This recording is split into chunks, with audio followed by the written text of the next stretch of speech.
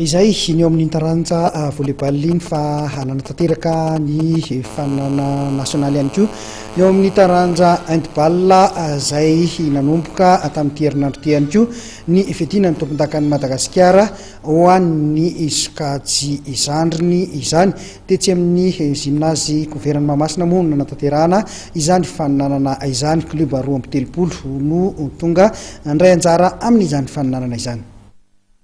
Ligue paritra folo izay misy club 2 na tonga solitena hiatrika ny fananana nasionaly fiadinan'ny tompondakan'i Madagasikara ho an'ny taranja handball sokajy izandriny izay nanomboka tamin'ity herinandro ty ihany koa ary tsy farana raha tsy amin'ny fahafitony volana septambra ho avy izao. Lalao 13 no tanterahana tamin'ity faran'ny herinandro ity. Manazava indrindra mikasika ity fananana ity sy ny tanjona ao anatiny ny filohan'ny federasiona Razafintsalama Fidèle. Federasiona malagasy handball zany dia ao anatin'ny politika andrareo le hoe politique de relève.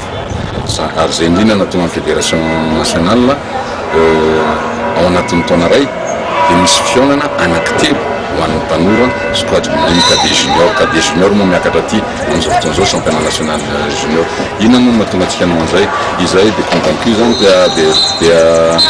dia resy lahatra fa tsy misy afa-tsy ny fitrandrahana tanora aloha sy ny fanabeazana azy dia ny mbola kely ihany no mahomby rehefa tonga senior izy sy ananantsika solitena hoe mendrika zany rehefa senior ny manahoana ny fahitanao ara ny atao hoe avy teknika na fahasian'ireo tanora na eo amin'ny gabarit zany na eo amin'ny teknika ho an'izay sokajy tanora zay raha ho an'ny taranja handball? Ya, efa misy moa zany nanomboka tamin'ny herintaona zany araka ny teniko teo, misy aloha open dia misy ny championnat dia misy le sport scolaire zay raha miasa amin'ny ministère anankiroa ny fanabeazana sy ny tanora zany dia efa hita zany amin'izao fotoan'izao fa misy les politiques de relève zay dia efa nahitana vokana satria raha tsy teny fotsiny eo amin'ny isan'ny ekipa aloha.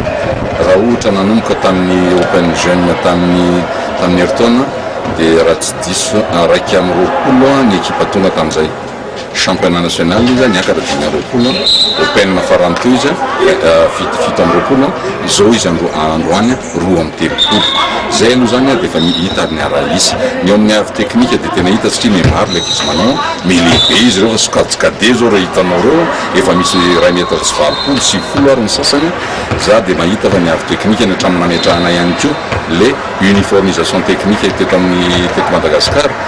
Na ina moa nanomboana uniformisation technique misy zany expert avy any amin'ny IHF nafarana nanome formation aloha reo technicien sy arbitre antsika tetra. Rehefa avy nanome formation nahazo formation reo technicien antsika reo na amin'ny entraînement zany amin'ny arbitrage dia nalefa indray reo nandeha any faritra rehetrarehetra nalefa tany amin'ny faritra zareo amba apita sy izary ampitovy-lenta zany le teknika sy le fanabeazana amin'ny handball eran'ny Madagasikara. Toy izao ary ny ampahamboakatra tonga eto am-pelatanana tamin'ity andro voalohany ity. Ny ASS avy any Toliara nandresy ny Sporting avy any Orombe tamin'ny isa 20:70. Ny Tility avy any Tomasina niondrika nanoloana ny Askafy tamin'ny isa 20:70. Ny Stella Mariso ihany koa dia mbola niondrika tamin'ny Saint-Michel tamin'ny isa 20:20 ary ny Elita nandresy any SBCI avy eto Analamanga.